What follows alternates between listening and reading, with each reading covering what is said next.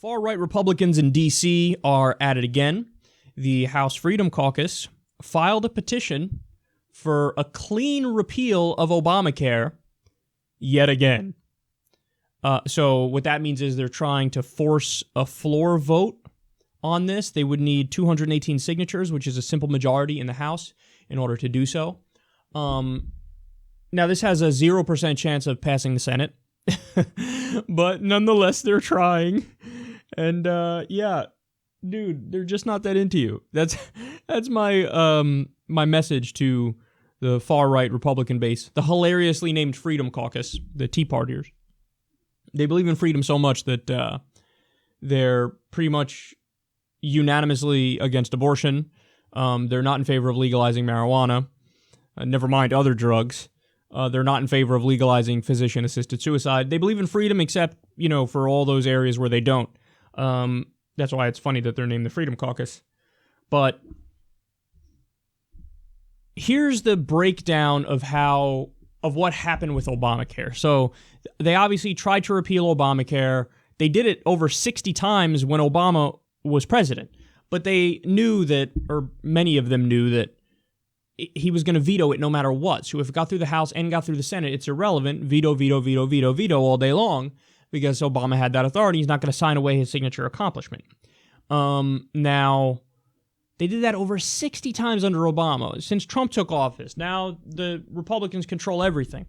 The problem was they couldn't marry together the way far-right Republicans with just the far-right Republicans. I would say moderate wing versus far-right, but the details of the plan show that none of them were moderate. None of the plans were moderate, whether it's the skinny repeal bill or the first version of Trump Care or the last version of Trump Care. And I think there were like 3 or 4 versions.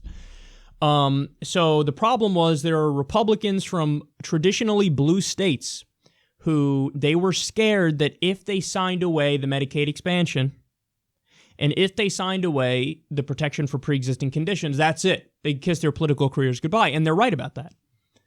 So you had this impossible scenario where you have far-right Republicans from like Mississippi and Arkansas and Kentucky who they want to do a full repeal of Obamacare. Can't leave a goddamn provision left in there, man. Can't leave a goddamn provision. So they want to get rid of everything. And then you had just the regular far-right Republicans, not the far-right Republicans, who were like, yeah, I want to get rid of everything but the protection for pre-existing conditions and the Medicaid expansion. Because if they were to agree to that, a lot of people in their states lose their health insurance and they're gone. They're kicked out and they lose in the next election cycle. So you couldn't marry the far right with the far right to agree on something. So they went back and forth a zillion times, tried to come up with compromises. They couldn't, and it failed. So now, after we went through that process a bunch of times, here we are. And the House Republicans, they don't get it, man. The country's just not that into you. By the way, what percentage of the American people agree with the so-called clean repeal of Obamacare, meaning just in one fell swoop, you get rid of every provision? You ready for this? 9%.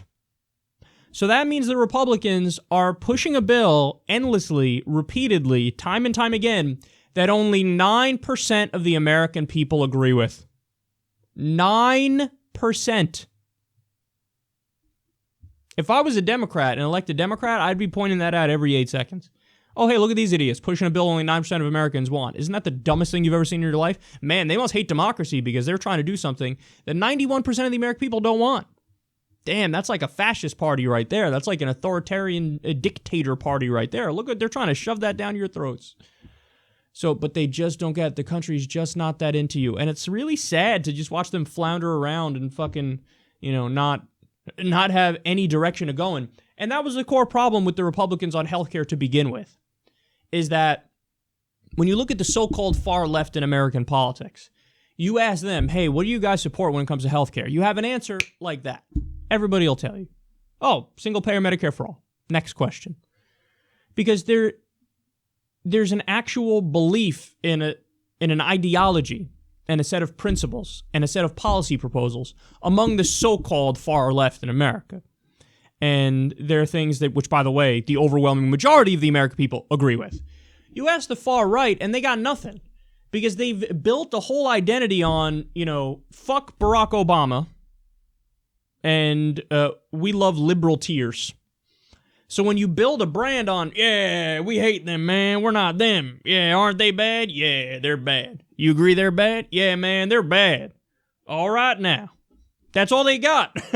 So when that's the case, you ask them, hey, what's your ideal, system for healthcare? They go, free markets and stuff, bro.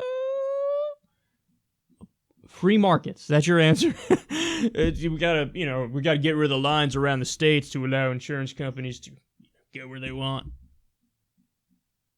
They say this like as if it's people are going to be out there in the streets like, what do we want? Remove the lines around the states. When do we want it? Now. Or tort reform is another one they say. We gotta do tort reform so like we can't allow like moochers and lazy people to sue and then, like get what they want and stuff from doctors who fuck up like malpractice insurance and whatnot. Imagine that in a rally. What do we want? Tort reform. When do we want it? Now. They have nothing that's appealing. Free markets, bro. We had a free market system, a even bigger free market system right before Obamacare. That was the system that was so immensely shitty that we needed reform like ASAP, stat. And then now we still have a free market system because the private health insurance companies are still in control. So your answer is to go back to what the bigger problem was. That's not an answer.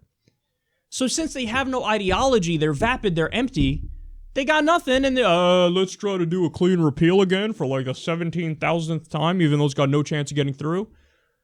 They're just ridiculous people with no ideology, no core set of beliefs, and it's a mix of we hate the Democrats and we're not them, along with let's do the bidding of the private health insurance companies and just try to get them more money because they're our donors. It's a mix of those things, you put them together, and that's all you have with the modern Republican Party.